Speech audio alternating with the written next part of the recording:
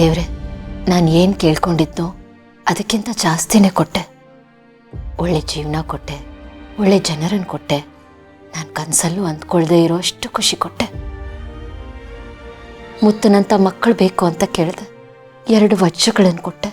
ಪುಟ್ಟು ಮನೆ ಕೇಳಿದೆ, ನೀನು ಅರಮನೆನೇ ಕೊಟ್ಟೆ.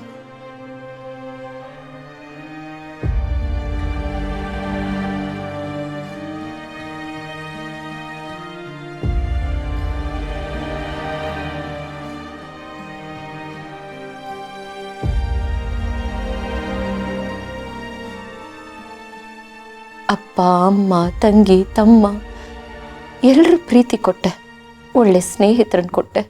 ನಾನು ಏನೇ ಕೇಳಿದ್ರೂ ಯಾವುದಕ್ಕೂ ಇಲ್ಲ ಅಂತ ಅನ್ನಲಿಲ್ಲ ನೀನು. ನನ್ನ ಜೀವನದಲ್ಲಿ ಎಷ್ಟೇ ಕಷ್ಟ ಬಂದಿದ್ರು ಕೊನೆಗೆ ಯಾವತ್ತೋ ಒಂದಿನ ಏನೇ ಇದ್ರೂ ಅದು ಸರಿ ಹೋಗುತ್ತೆ ಅನ್ನೋ ನಂಬಿಕೆಯನ್ನು ಕೊಟ್ಟೆ. ಒಡೆದು ಹೋಗಿದ್ದ ಸಂಬಂಧ ಮತ್ತೆ ಸರಿ ಹೋಯ್ತು.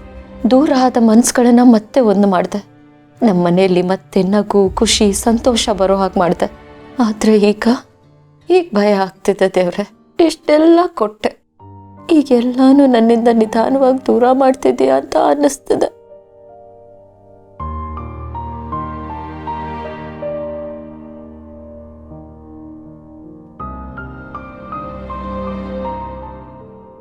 ನನಗೆ ಸಾಯೋದಕ್ಕೆ ಭಯ ಇಲ್ಲ, ಆದರೆ ನಾನಿಲ್ಲದೆ ಇವ್ರು ಹೇಗಿರ್ತಾರೆ ಅನ್ನೋ ಯೋಚನೆ ಮಾತ್ರ ನನ್ನನ್ನು ಬಿಡ್ತಿಲ್ಲ.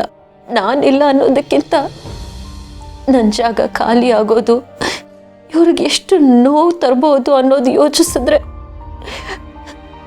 ಉಸಿರು ಕಟ್ದಂಗೆ ಆಗುತ್ತೆ.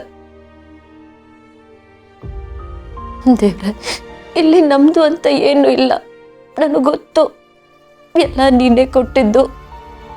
ನೀನು ಕೊಟ್ಟಿದ್ದನ್ನ ವಾಪಸ್ ತಗೊಳ್ಳೋ ಹಕ್ಕು ನಿನಗಿದೆ.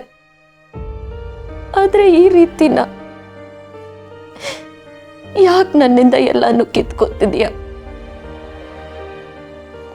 ನನ್ನನ್ನು ಕಳ್ಕೊಂಡು ಇವ್ರು ಹೇಗೆ ಬದುಕ್ತಾರೆ ಅನ್ನೋ ಯೋಚನೆ ನನ್ನನ್ನು ಸಾಯಿಸ್ತಿದೆ.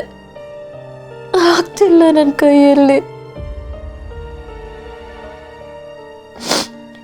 ಗೌತಮ್ ಅವರು ತುಂಬಾ ಸ್ಟ್ರಾಂಗ್ ಅಂತ ಎಲ್ರಿಗೂ ಕಾಣಿಸುತ್ತೆ, ಆದರೆ ಇವ್ರ ಮನಸ್ಸು ಎಷ್ಟು ಸಾಫ್ಟ್ ಅಂತ ನನಗಷ್ಟೇ ಗೊತ್ತು. ಹೊರಗಡೆ ಎಲ್ಲಾನು ನಿಭಾಯಿಸ್ತಾರೆ, ಆದರೆ ತಮ್ಮವ್ರು ದೂರ ಆದ್ರೆ ಒಳಗೊಳಗೆ ಕುಗ್ಗೋಗ್ತಾರೆ, ತುಂಬಾನೇ ನೋವು ತಿಂತಾರೆ. ಅದರಲ್ಲೂ ನಾನು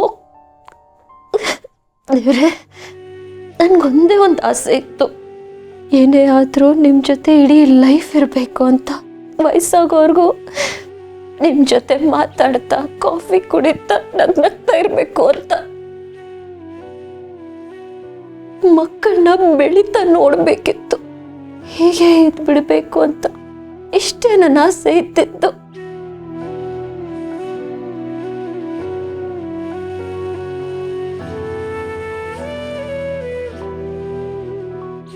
ಆದ್ರೆ ನನ್ನ ಆಸೆ ನೆರವೇರಲ್ಲ. ನನ್ನ ಆಸೆ ಯಾವತ್ತೂ ಪೂರ್ಣ ಆಗಲ್ಲ.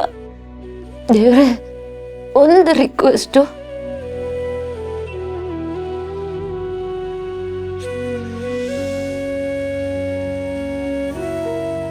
ನನ್ನ ದಿನಗಳು ಎಷ್ಟು ಅಂತ ನೀನು ತೀರ್ಮಾನ ಮಾಡ್ಕೊಂಡಿದ್ಯಾ ಸರಿ, ಆದರೆ ಗೌತಮ್ ಅವರು ನನ್ನನ್ನು ನೆನೆಸ್ಕೊಂಡು ಕೊರಕೋ ಸ್ಥಿತಿ ಮಾತ್ರ ಬರಬಾರ್ದು.